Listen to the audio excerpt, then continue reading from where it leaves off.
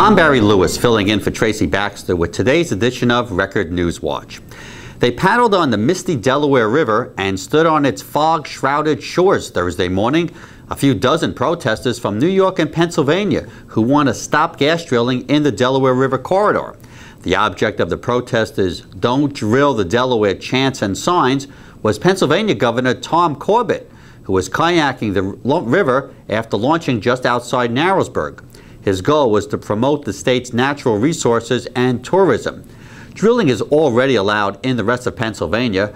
New York is awaiting the regulations that would allow the controversial horizontal natural gas extraction process of fracking.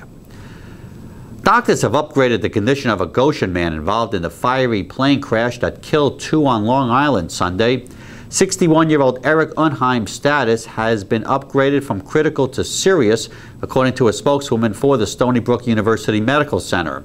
Federal investigators said that Unheim and his wife Jane might have been testing out the single-engine plane in order to buy it when something went wrong. The plane crashed into a tree and burst into flames after taking off from Brookhaven Calabro Airport. Jane Unheim died soon after being taken to the hospital. The plane's owner, David McElroy, died at the scene. State police have identified the victim in a one-car fatal accident on Interstate 84 in the town of Greenville Wednesday. Police say that 59-year-old Jennifer Bakirch of Dingman's Ferry, Pennsylvania, was heading east on 84 just past exit 2 when the Dodge Neon she was driving drifted off the roadway, smashing into a tree.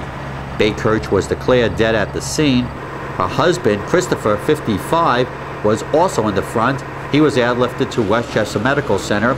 He's listed in very critical condition. Eastbound lanes of the highway had to be shut down. Police are investigating the crash. They're not sure why the car drifted off the road. Neither drugs nor alcohol was believed to be a factor in the crash. Witnesses say they saw no brake lights as the car headed into the trees. The Newburgh School District may have concluded its investigation into rampant class cutting by the Newburgh Free Academy boys varsity basketball team 9 months ago, but the NAACP isn't letting the issue go as it continues its own probe into the scandal.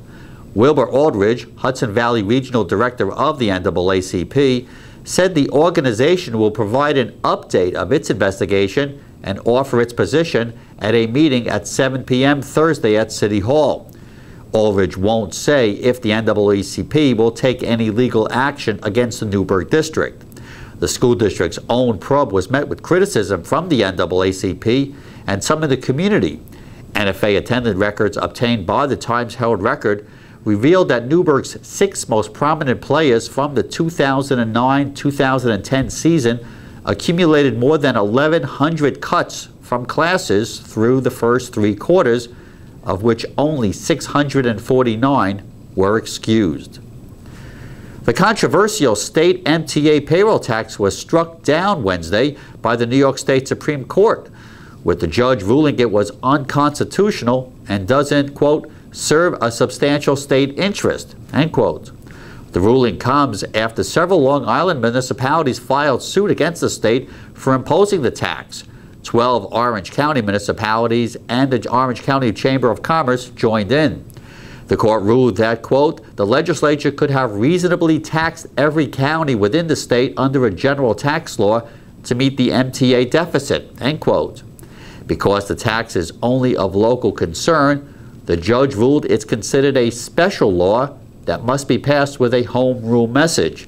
The state imposed a tax in 2009 to help the MTA get out from under a $1.8 billion budget shortfall. An MTA spokesman said the agency plans to appeal the ruling. We'll have a beautiful forecast for the end of our work week. Friday calls for mostly sunny skies, highs around 85 degrees. Saturday, there's a slight chance of some afternoon showers, but otherwise we're looking at very sunny skies with highs at 82.